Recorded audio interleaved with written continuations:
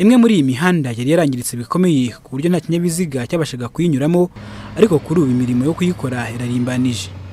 Iyi mihanda ireshya n'ibirometero 93 inyuze mu mirenge itandukanye y'akarere ka Nyabihu, yiganjemo ikora ku ishyamba rya Gishwati, bikaba biteganijwe ko imyinshi muri yo izashyirwamo kaburimbo. Abaturage bavuga ko igiye kubavana mu bwigunge ikoroshya n'ubuhahirane. Hari inyuma kuko nta gikorwa wabaga wahakora kubera kubura umuhanda. Wari umuhanda w'agatsibanzira ku buryo n'igare kwabaga ari uguhata. Ubuno ndi kubona moto ziri kugenda, amamodoka gatangiye kunyuramo n'amagare nta kibazo. Mu gihe wenda wahanyanyaje ufite nka moto, wabanza guca mu Gasiza ugafata ku Kibisabo ukabirinduka ku Gasoro ukabona kugera Muringa. Ariko buno wava hano ukagera Muringa utabanje kuzenguruka iyo ruguru. Amata kwari ukwinywera gusa kuko urabona nko kuva Muringa kugera n'ahangaha amata wayazanaga ugasanga bari kuguha amafaranga make, akadomoro kane bakaguha amafaranga 300 kuko nta handi wayajana. Ubu rero tugiye kubyaza umusaruro kuko n'ubucuruzi ntago bwagendaga neza. Niburanguye ku mutwe, ni ku mutwe nta gare nta moto. Ariko ubwo niba umuntu wenda n'ucuruza inzoga niba agiye kurangura ashobora gufata igare wenda rikabajyazana amakese 5-10. Ubu byashushe, ubu n'abantu batangiye gutegura bije z'ukuntu bagiye kubaka ku mihanda. Harimo n'abari kusaba ngo babamenereho itaka kugira ngo bazaboneho ibibanza ku mihanda. Abatuye Nyabihu kandi bashima ubuyobozi bw'igihugu kuko ibyo bubizeza babibona.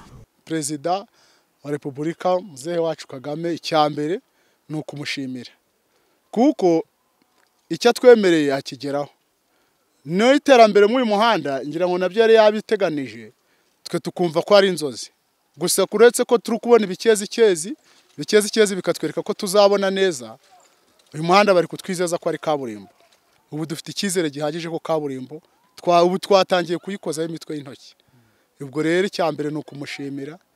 Cyakora ikindi tukongera icyo tunanone tukamusaba ari bishoboka ko turi kubona igihe kiri kudusiga, ubanza haradukundiye na manda itaha tuzayimusaba. Perezida nyakubahwa Kagame yatugejejeho igikorwa cyiza, niyo mpamvu tugomba kumushima, yarakoze. Kuko ndi kubona ko tugiye kuja turagenda amanywa na nijoro kubera uyu muhanda, kandi tutibagiwe n'ibindi amajambere menshi amaze kuyatugezaho. Umunyamabanga nshingwabikorwa w'akarere ka Nyabihu Nsabimana Cyprien avuga ko muri Werurwe umwaka utaha wa 2023 kubaka iyi mihanda bizaba byarangiye. Harimo ibirometero 75 bizajya mu kaburimbo, noneho hakabaho n'ibirometero 18 bizaba ari imihanda itunganijwe neza itsindagiye itari mu kaburimbo.